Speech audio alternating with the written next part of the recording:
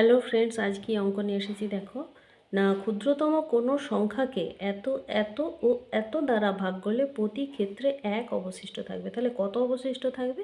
এক। তো এই তিনটে লসাগু করে এক যোগ করে দেবো, আর কিছুই নেই অঙ্কটা। তাহলে কি করবো? এই 20, 42 আর 63 এর আমরা লসাগু করে দেবো।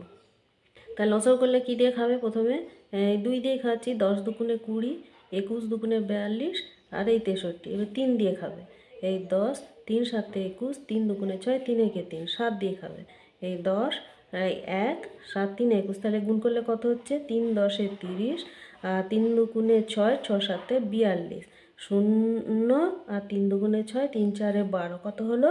1260। আর এই যে এখানে অবশিষ্ট এক প্লাস এক করে দিলেই হয়ে যাবে 1261। এই 1261, এটাই অ্যান্সার।